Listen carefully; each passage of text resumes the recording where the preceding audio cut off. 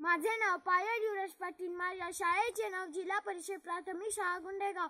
इयत्ता 4थी. माझ्या भाषणाचा विषय आमची ऑनलाईन शाळा. माझे वय 10 वर्ष. 2020च्या वर्षाचे 6 महिने पूर्ण होत नाहीत आणि जगात नुसती उलथापालथ होत आहे. मला असे वाटते कोविड-19 नंतर आपण सर्वजण स्थिती हाताळायच्या टप्प्यात आहोत. आपल्याला हवे किंवा नको असेल तरीही आपल्या आयुष्यात खूप मोठे बदल होणार आहेत. काही गोष्टी आधीपासूनच जागा बनवण्याच्या प्रयत्नात होत्या. लॉकडाऊनमुळे ही संधी मिळाली. आता सर्वजण एक उत्तम पर्याय म्हणून या गोष्टीकडे लक्ष देऊ लागले आहे. त्यापैकी एक उत्तम पर्याय म्हणजे ऑनलाईन शिक्षण. आता नवीन सत्र सुरू होत असल्याने ऑनलाईन शिक्षणाचा खूपच जास्त गाजावाजा होऊ लागलेला आहे. शिक्षक आणि विद्यार्थी या दोघांमध्ये प्रचंड संग्राम आहे.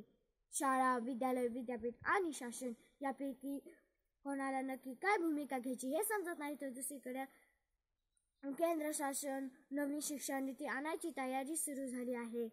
यंदा संसदेची अधिवेशनही वर्षभर होतील अशी स्थिती आहे. या परिस्थितीत शिक्षक आणि विद्यार्थ्यांसमोर ऑनलाईन वर्ग घेण्याचा दबाव वाढतोय. माझे स्वतःचे याबद्दल मत बरेच नकारात्मक आहे. मुले समोर असतील तर त्यांच्या चेहऱ्यावरून शिक्षकांना अंदाज येतो. एखादा विषय समजला नाही तर विचारता येतो. कॅमेरासमोर शिकवायचे झाले तर जो संवाद वर्गाशी हवा होता तो होणार नाही. मुलांना शिकवताना सुद्धा सर्वांना कळते असे नाहीच. उलट लेक्चर्स देण्यापेक्षा व्हिडिओ स्वरूपात असेल तर मुले पाहिजेतच. तेव्हा एक व्हिडिओ कितीही वेळा बघू शकतात. जे वर्गात शक्य नाही ते ऑनलाईन शिक्षण देणे बरेच. जर का खरोखर ज्ञान मिळवायचे असेल तर पूर्वभानी केलेल्या कोर्सची काय गरज.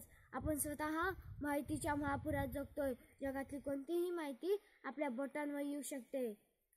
तंत्रज्ञानाची मुलांना भीती वाटते. काही जणांना वाटते तंत्रज्ञान आपल्याला जमेल की नाही.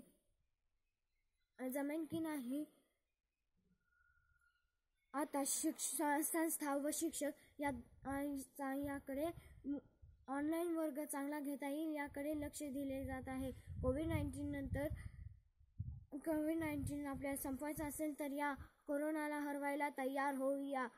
कवी कुसुमाग्रजांच्या शब्दात सांगायचे झाले तर नाही अनंत आमची धैर्य शक्ती, अनंत आमची आशा. अनंत आमची धैर्य शक्ती, अनंत आमची आशा. किनारा तुला पामराला. शेवटी सांगायचे झाले तर नाही बाकडी, नाही खडूने फळा. मोबाईल लॅपटॉपच्या समोर भरली आमची शाळा. धन्यवाद.